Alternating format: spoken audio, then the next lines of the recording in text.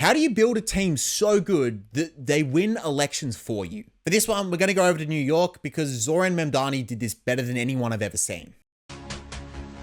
This Sunday, I'm running. We're all running to do something that's never been done before. To set a new record, to enter the history books. Just not at the marathon, because my 12-minute, 54-second mile is... We're gonna do it at the doors. The current record for the most doors knocked in a single day in New York history was 200,000. That wasn't by one campaign. It was by every campaign up and down the ballot across the entirety of the state. We want to shatter that record this Sunday, right here across the 5 boroughs with all of you. 3,500 volunteers have already signed up for shifts. With 3,000 more, we could do what's never been done. So if you're not running the marathon, or you're not like me and you can finish the marathon without having to go to the medical tent, sign up for a shift at zaranfornyc.com/GOTV. Let's make history, one door at a time. So the word gamify is seen as a little bit cringe because it's overused by people in self-help. But it really shouldn't be because they're using it for a reason. It gets you results. And so pretty much in anything in life, if you start with the end destination and work backwards, just reverse engineer from where you are in your desired point and just work step by step backwards to how you're going to get there, it works. And Mr. M is exactly what that process was. It started with a channel about Chinese history, worked up to about 2,000 subscribers on Chinese history, then got to about 10,000 subscribers, realized that that's not that fertile soil and that my passion was instead towards Australian history. And so then I just set out with the goal of becoming the established authority on Australian history. And obviously, for people who know, there are way more educated people on Australian history than me. But in terms of easy access, first point of access when I want to learn something about Australian history, I think Mr. M History has become that on YouTube. But it didn't start there. We worked backwards from how to get there, and I'm not done there. I've got further steps along the line. We're doing this with big hits as well on the Rugby League podcast. You don't need to know anything about rugby league to see the point that I'm trying to make here. We worked backwards. So our end goal is to do a podcast with Billy Slater. I'm working on this project with my mate. It's a passion project. He is obsessed with Billy Slater. I'd love for him to sit down and to talk with Billy Slater.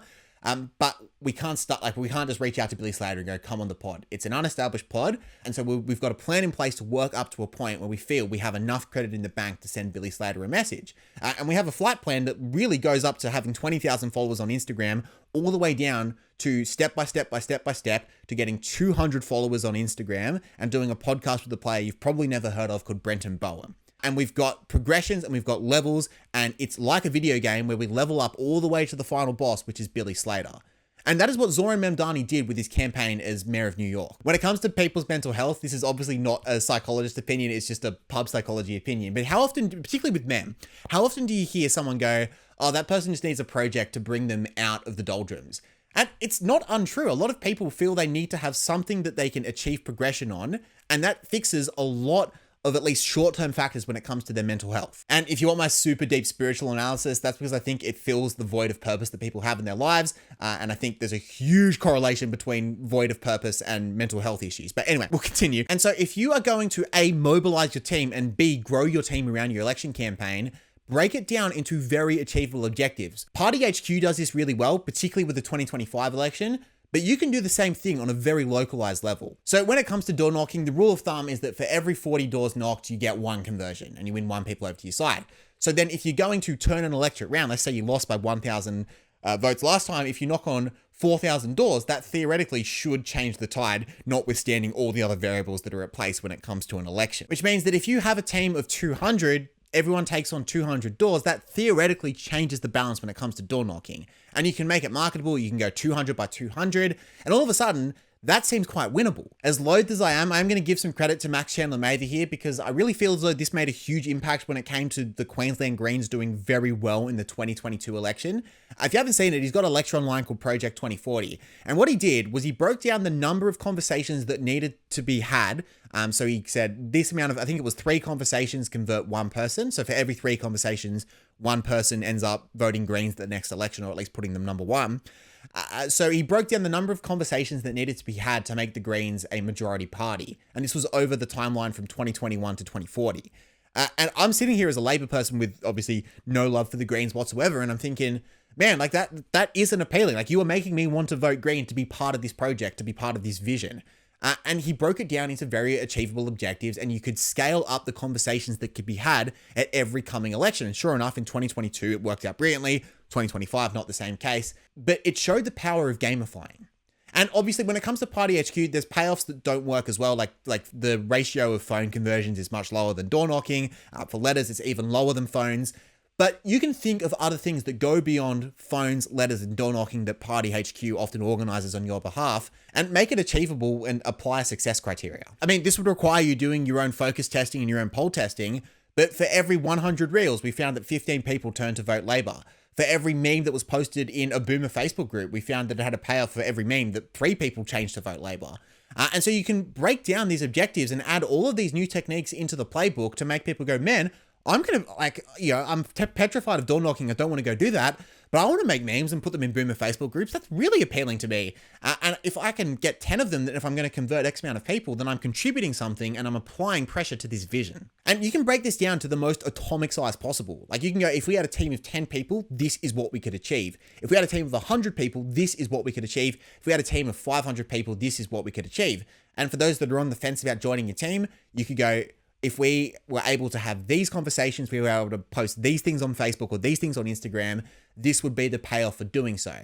And if everyone played their part, together we could cumulatively come together and get this over the line. And on Big Hits, we've actually seen this. So I just put up a general thing of saying, hey, give the podcast a rating. Terribly, no one responded to that at all. But I created a scale ladder. At 50 ratings, we draw a game out of the hat that a follower has chosen and do an episode on that. Bang, people started giving ratings. At 100 ratings, I'm going to go on the pod.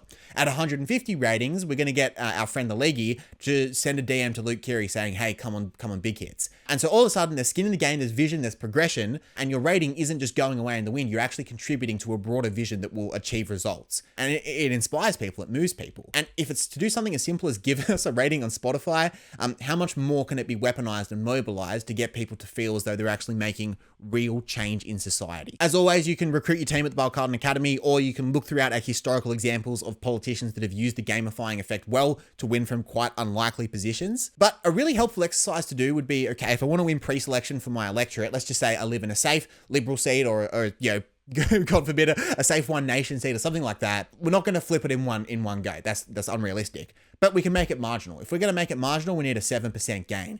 Here is how we can make that 7% gain. If we had a team of 100, this is what we could achieve. If we had a team of 300, this is what we could achieve. And actually make it into a video game.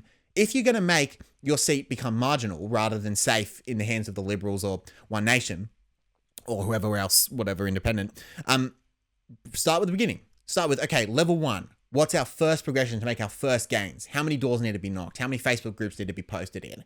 Level 2, level 3, level 4, level 5, all the way up to making it marginal. If you're a video game, give it 10 levels, and what would be the reward at the end of each level, or the progression or the new XP that you get at the end of each level that work up to the final boss, which is your end objective. And don't just say, we can do this, show them how they can do this with an actual flight plan. The best flight plan is a video game with levels and progression. But it's no use having people ready to go behind you if exec stands in your way. So here's the method that James Scullin used to make the Labor Party executive beg for him to run in a safe Labor seat.